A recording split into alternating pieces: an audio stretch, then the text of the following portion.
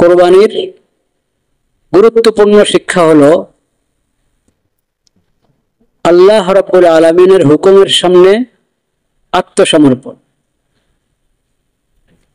এটা হলো কোরবানির সবচেয়ে বড় শিক্ষা। এবং মুসলিম সে এজন্যই মুসলিম যে আল্লাহর বিধানের সামনে সে নিজের মাথা নত করে দেয়। যেখানে আল্লাহর বিধান সেখানে তার ভিন্ন কোনো বক্তব্য নেই, হতেও পারে না।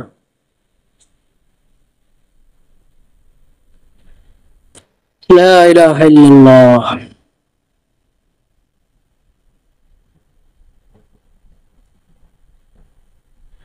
আমরা জানি ঈদুল আজহার সময়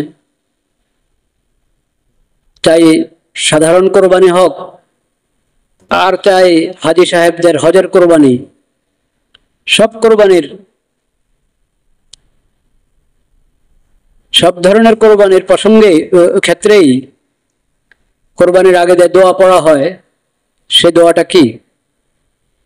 কোরবানির পশু জবাই করার আগে দুটা দোয়া পড়া মুস্তাহাব। দোয়া পড়া ফরজ না, ওয়াজিব না। দোয়া না পড়লেও বিসমিল্লাহ আল্লাহু আকবার বলে আল্লাহর নামে জবা করলে জবা শুদ্ধ হয়ে যাবে, কোরবানি হয়ে যাবে।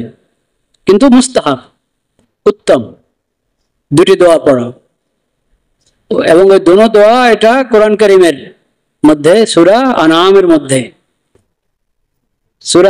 মধ্যে দোনোটা দোয়ার কথা এসেছে। নবী করিম সাল্লাল্লাহু আলাইহি সাল্লাম কোরবানির পশু যখন জবাই করতেন ওই দোয়াগুলো পড়তেন। ওখান থেকে আমরা কোরবানির শিক্ষা গ্রহণ করতে পারি। আল্লাহুম্মা ইন্নী ওয়াজ্জাহতু ইলাইকা, আল্লাহুম্মা ইন্নী ওয়াজ্জাহতু ওয়াজহিয়া লিল্লাহ।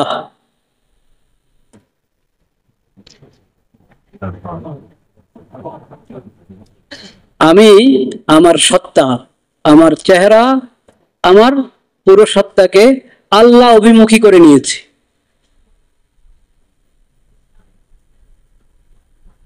তারপরে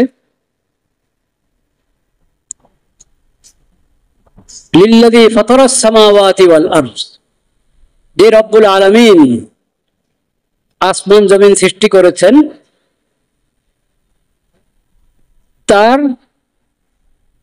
তার দিকে আমি ফিরেছি।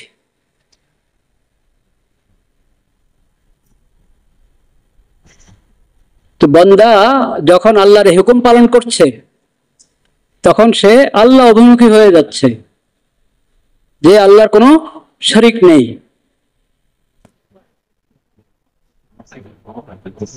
সমস্ত শিরিক থেকে মুক্ত হয়ে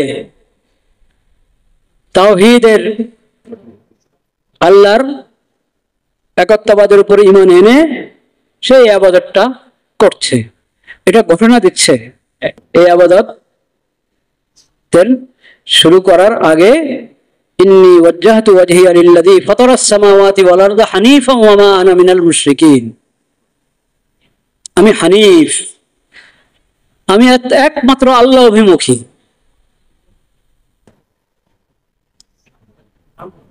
আমি কোন ধরনের শিরিকের সাথে যুক্ত নই, সব ধরনের শিরিক থেকে আমি সম্পর্ক ছিন্ন করেছি।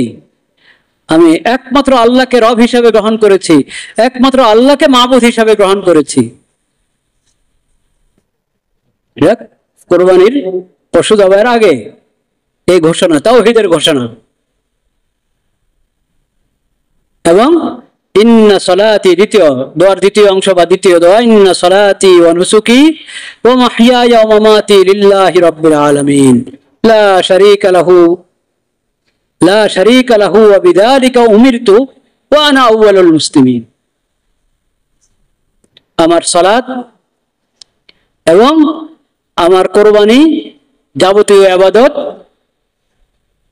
আমার জীবন, আমার মরণ একমাত্র আল্লাহর জন্য। আমার হায়াত কার জন্য? আল্লাহর জন্য। আমার মৃত্যু কার জন্য? আল্লাহর জন্য। আমার সালাত আল্লাহর জন্য, এবং আমার কোরবানি এবং অন্যান্য সকল ইবাদত একমাত্র কার জন্য? আল্লাহর জন্য।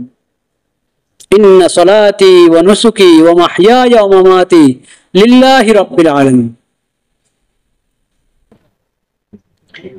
এই যে তাওহীদের ঘোষণা, আমার জীবন আর মরণ আল্লাহর জন্য। আমার জীবন যাত্রা কেমন হবে, আমার জিন্দেগি কিভাবে পরিচালিত হবে, কে ঠিক করে দিবেন? আল্লাহ তাআলা। আমার মৃত্যু কিভাবে হবে, আমার মৃত্যু কিভাবে হবে, কার বিধান মতে হবে? আল্লাহ রাব্বুল আলামিনের বিধান মতে হবে। কি সেটা? কি সেটা? ইয়া আইয়ুহাল্লাযীনা আমানুত্তাকুল্লাহা হাক্কা তুকাতিহি ওয়া লা তামুতুন্না ইল্লা ওয়া আনতুম মুসলিমুন। হে ঈমানদারগণ, আল্লাহকে যথাযথ ভয় করো, যথাযথভাবে তাকওয়া অবলম্বন করো।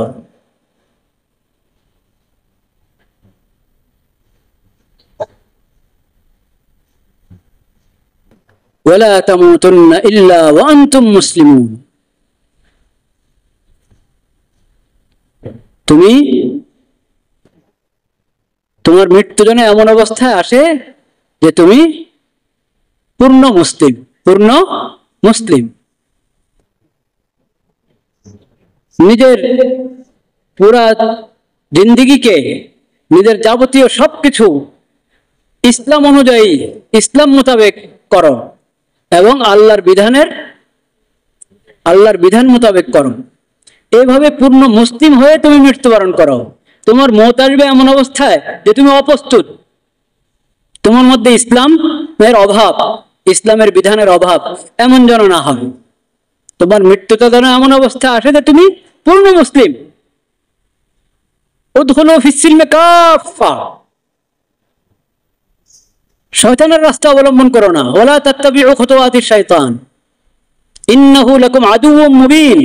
সে তো তোমাদের স্পষ্ট শত্রু, তার রাস্তা যাও না। পরিপূর্ণভাবে ইসলাম গ্রহণ করো, ইসলামী শরীয়ত গ্রহণ করো। তা আমার মৃত্যু কিভাবে হবে ওটা আল্লাহ বলে দিয়েছেন। তোমার মৃত্যু যেন এমন অবস্থা হয় যে তুমি পূর্ণ মুসলিম। তোমার জীবন কেমন হবে?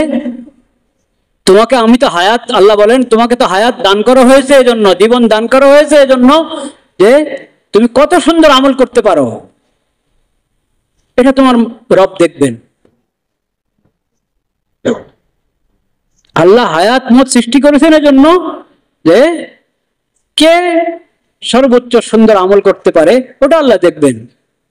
এই জিন্দেগিকে যথাযথ কাজে লাগিয়ে আখিরাতের জন্য প্রস্তুত হয়ে ঈমান এবং নেক আমল নিয়ে কে আল্লাহর দরবারে হাজির হতে পেরেছে, আর কে অন্যরকম অন্য অবস্থায় আল্লাহর দরবারে হাজির হয়েছে, এটা পরীক্ষা করার জন্য আল্লাহ তাআলা হায়াতের মত দান করেছেন। তো বান্দা স্বীকারোক্তি দিচ্ছে, আল্লাহ বলছেন তুমি এভাবে বলো, ইন্না সলাতি কুল ইন্নানি হাদানি রব্বি ইলা সিরাতিন মুস্তাকিম দীনান কিয়ামান মিল্লাতা ইব্রাহিম হানিফা ওয়া মা কানা মিনাল মুশরিকিন ইন্না সলাতি ওয়া নুসুকি ওয়া মাহইয়ায়া ওয়া মামাতি লিল্লাহি রাব্বিল আলামিন। আল্লাহ বলছেন যে তোমার সিরাতে মুস্তাকিম তো এটা যে তোমার সালাত, তোমার যাবতীয় ইবাদত, এক কথায় তোমার হায়াত এবং মওত কার জন্য হবে? আল্লাহর জন্য হবে। লা শারীকা লাহু, আল্লাহর কোনো শরীক নেই। ওয়াবিযালিকা উমিরতু, আমাকে তো তাওহীদের নির্দেশ দেওয়া হয়েছে, তাওহীদের জিন্দেগি যাতে আমি যাপন করি সে নির্দেশ দেওয়া হয়েছে। আল্লাহর শরীয়ত মেনে চলার আমাকে নির্দেশ দেওয়া হয়েছে। আমার পুরো জিন্দেগিটা যাতে আল্লাহর বিধানের অধীনে হয়ে যায় সেই নির্দেশ আমাকে দেওয়া হয়েছে। ওয়া আনা আউয়ালুল মুসলিমিন, আমি সবার আগে আল্লাহর বিধানের সামনে নিজের মাথা নত করে দিলাম।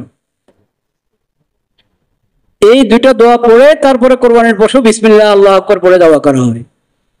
তো কি বুঝলাম আমরা এখান থেকে? কোরবানির সবচেয়ে বড় শিক্ষা কি?